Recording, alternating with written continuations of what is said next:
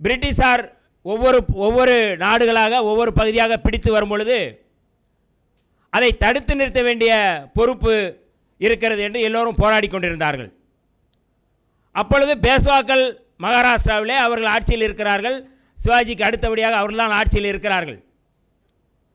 தோழர்களே, அந்த படையிலே பேஷ்வாக்கள் படையிலே இருந்தவர்கள் மகர் ரெஜிமெண்ட் என்று சொல்லக்கூடிய மகர் படையணி.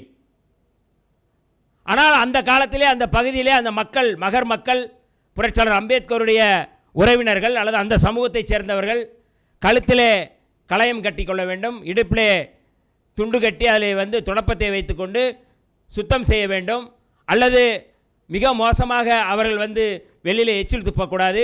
இப்படியான அடக்குமுறை ஒடுக்குமுறை இருந்த பொழுது அந்த படையணியிலும் அவர் இருக்கிறார்கள். ஆனாலும் இந்த ஒடுக்குமுறை இருக்கின்றது. பிரிட்டிஷ் படை வந்து கொண்டு இருக்கின்றது. பீமா ஆற்றங்கரையிலே இந்த பேஷ்வா படை இருக்கின்றது. மோதுகிறார்கள், மோதல் உருவாகிறது. திடீரென்று பேஷ்வா படைக்குள் இருக்கின்ற ஒரு 500 போராளிகள் அல்லது அந்த மகர் படையணியைச் சேர்ந்தவர்கள் திடீரென்று ஒரு முடிவெடுக்கிறார்கள். காலங்காலமாக இந்த சாதிய ஒடுக்குமுறையில் நாம் இருக்கின்றோம். இந்த மன்னர்கள் கேட்டால் அதை பற்றி கவலைப்படுவதில்லை. யார்? பேஷ்வாக்கள்.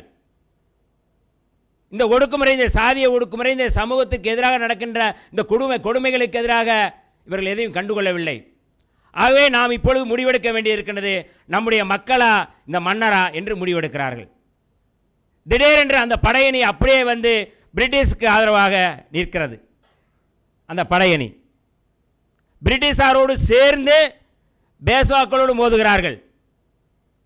பேஷ்வாக்களோடு மோதி பேஷ்வாக்களை வீழ்த்தி பிரிட்டிஷ் அரசு அங்கே அந்த ஆட்சியை பிடிக்கின்றது.